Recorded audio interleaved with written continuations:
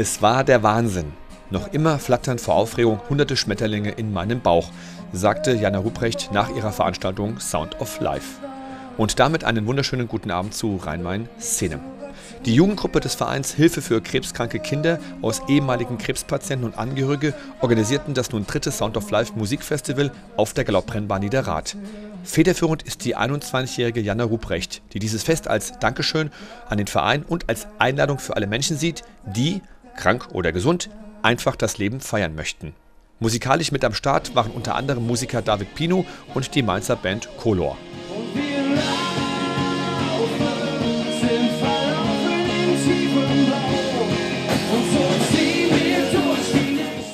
Janas großer Wunsch war es, dass 1000 Zuschauer kommen und das ist absolut gelungen.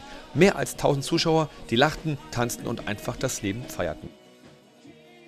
Und ich möchte mich noch kurz, aber ganz herzlich bei Jana Ruprecht, Yazid Weigi und Chris Hauser bedanken. Nicht nur, weil sie alles...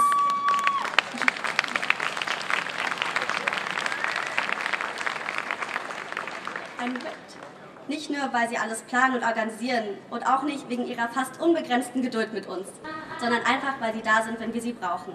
Dankeschön.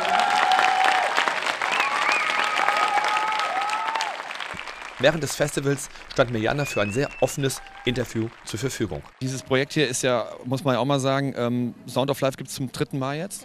Genau. Du hast es schon 3-mal organisiert. Jetzt muss man dazu sagen, jetzt bist du ja krebskrank und hast es organisiert. Denn jetzt warst du letztes Jahr sozusagen gesund, jetzt bist du sozusagen wieder erkrankt. Und jetzt ist die Aufmerksamkeit auch durch die Presse hier wie Fernsehen wieder erhöht. Ne? Dann kommen wir. Eigentlich traurig, oder? Sehr traurig. Also ich habe es vorhin schon mal gesagt, das ist jetzt unser 3. Sound of Life. Die ersten 2 waren nicht so gut besucht, auch weil es halt an der Werbung ein bisschen gescheitert ist, weil viele Medien nicht so großes Interesse an uns hatten. Dieses Jahr ist das Ganze ein bisschen anders, weil ich wieder krank bin und ich nutze es zwar für meine Zwecke, weil ich auch will, dass viele Zuschauer kommen, aber es ist an sich auch traurig, dass ich erst wieder krank sein muss, damit das so eine große Aufmerksamkeit bekommt. Weil das Fest an sich ist ein tolles Fest für jeder Mann, für jede Frau. Und deswegen sollte eigentlich jeder hierher kommen und sehen, wie schön das Leben ist. So, war eine klare Ansage, liebe Zuschauer. Ja. Wie selbst gehst du jetzt mit dem Krebs um? Du bist wieder erkrankt, rechter Lungenflügel ist rausgenommen worden. Status quo gerade, die Ärzte sagen unheilbar krank sozusagen. Wie ist deine Psyche? Wie sieht es bei dir ganz innen aus? In mir ganz innen sieht es perfekt aus. Also ich denke da gar nicht so dran, was die Ärzte sagen. Das schiebe ich ganz weit nach hinten und ich schaue einfach nur nach vorne aufs nächste Sound of Life. Das muss organisiert werden, deswegen denke ich gar nicht dran, dass da irgendwie was anders laufen könnte, als ich es mir plane. Wie viel Kraft deiner Meinung nach liegt in der Psyche, in der psychischen Kraft, gegen alle Ärzte mal gesprochen? Sehr viel, denke ich, denn wenn ich für das Konzert irgendwas organisiere, dann geht es mir eigentlich automatisch gut. Und sobald ich zu Hause sitze und nichts mehr zu tun habe, dann ist es irgendwie, also dann fühle ich mich einfach auch körperlich sofort schlechter, runtergezogen und ich spüre, dass mir übel ist und so und das alles spüre ich nicht, wenn ich was zu tun habe. Du bist 21. Durch die Krankheit jetzt macht man sich auch Gedanken über den Tod. Wie gehst du damit um in deinem Kopf? Was ist da für eine Verbindung, für eine Verhältnis oder was für ein Gespräch innerlich? Am Anfang war es ziemlich schwer für mich, weil ich bin 21, habe das Leben noch vor mir und da macht man sich nicht so Gedanken über den Tod. Inzwischen habe ich mich so ein bisschen damit nicht arrangiert, aber mit mir selbst darüber, ja, wie soll ich sagen, halt damit so ein bisschen abgeschlossen. Also man kann jederzeit sterben auf dem See, wenn man ertrinkt oder am Autounfall oder sowas. Also es kann jederzeit passieren und deswegen ist der Tod irgendwie nichts Schlimmes mehr für mich, weil ja, ich denke, es ist das Schlimmste ist für die Angehörigen, die dann am meisten damit zu kämpfen haben.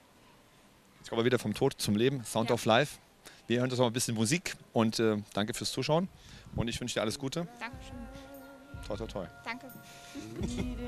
Ein herzergreifender Moment war das Gedenken an 10 Verstorbene, symbolisch in Szene gesetzt durch weiße Tauben. If God will send his angels, and if God will send a sign, and if God will send his angels, will everything be alright? Für unser verstorbenes Gruppenmitglied Büschra.